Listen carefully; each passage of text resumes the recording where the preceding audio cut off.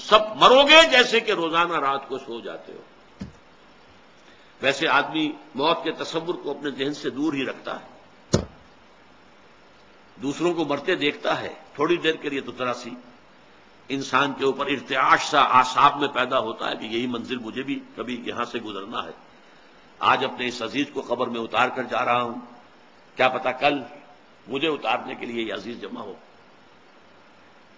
واللہ لتموتن کما تنامون، دیکھو جیسے روزانہ رات کو سو جاتے ہو ایسے ہی ایک روز تمہیں مرنا ہے۔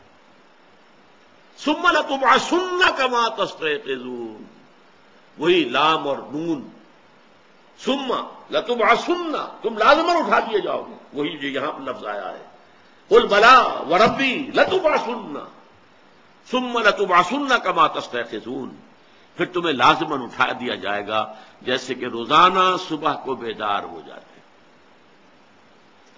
یہ نیند جو ہے یہ موت کی بہن ہے۔ نیند میں ہمارا شعور، ہمارا کانشسنس ہم سے سلب کر لیا جاتا ہے۔ اس سے اگلا قدم یہ کہ ہماری جان بھی سلب کر لی جائے۔ تو نیند جو ہے موت کی بہن ہے، حضور نے اسی کو تمثیل کے طور پر اختیار کیا۔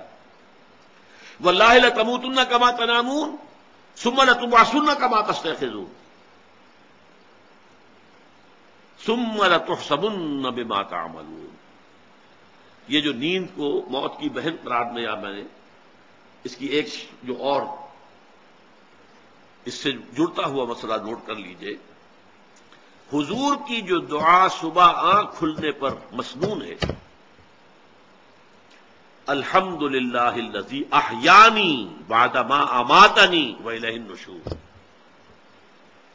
کل حمد، کل تعریف، کل شکر اس اللہ کے لیے ہے جس نے مجھے زندہ کیا اس کے بعد کہ مجھ پر موت وارد کر دی تھی۔ سلیپ از ہاف ڈیتھ، تو جیسے روزانہ رات کو ہم سوتے صبح اٹھ جاتے ہیں، ایسے ہی ایک ہماری زندگی کی شام آئے گی جس میں کہ ہم مر جائیں گے، اور پھر بعد سے بعد الموت کی صبح آئے گی جس میں کہ ہم اٹھا لیے جائیں گے۔ ثم لتحسبن بما تعملون، پھر تمہارا حساب لیا جائے گا جو کچھ کہ تم کر رہے ہو۔ ثم لتجزون، پھر تمہیں لازماً بدلہ ملے گا، جزا ملے گی۔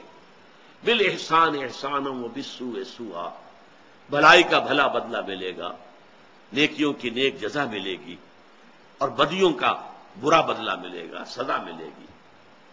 وَإِنَّهَا لَجَنَّةٌ نَبَدَا وَلَنَارٌ نَبَدَا، اور وہ کیا ہے جزا؟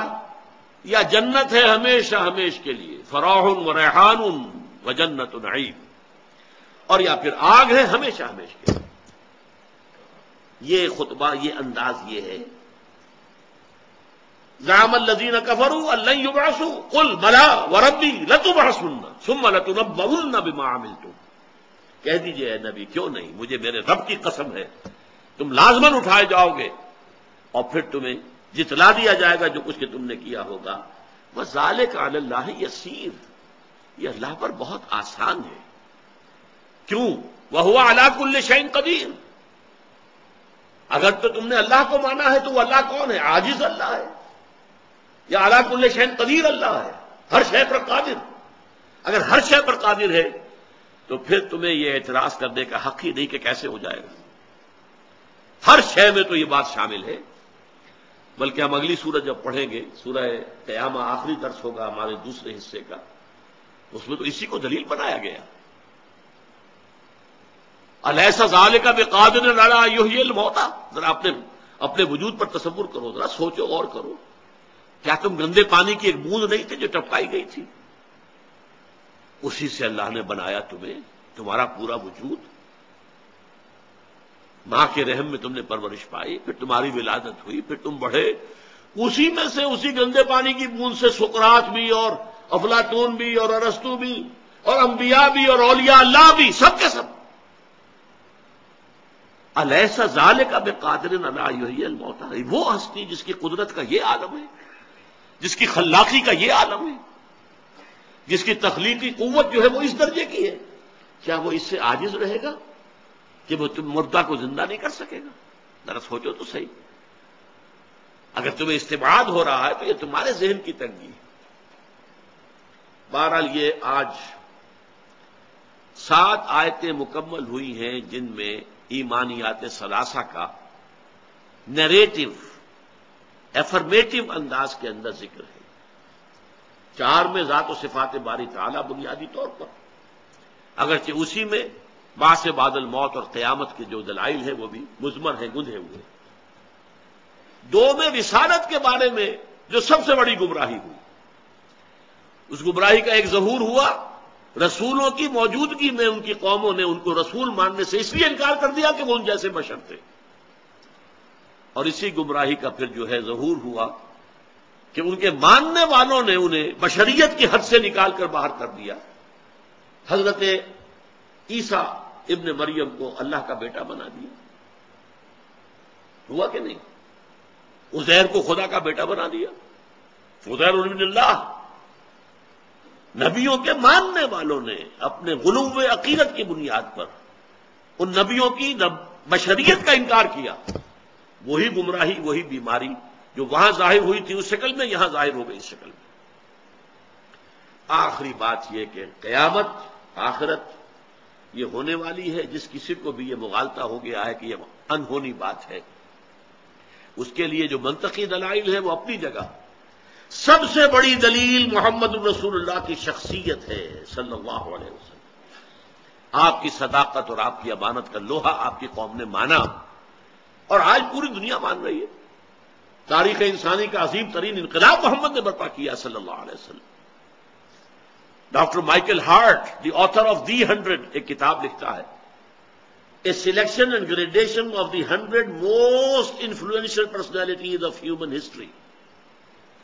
پوری انسانی تاریخ سے 100 آدمی چن لیے، انہوں نے تاریخ پر بڑا اثر مترتب کیا، تاریخ کے رخ کو بدلا.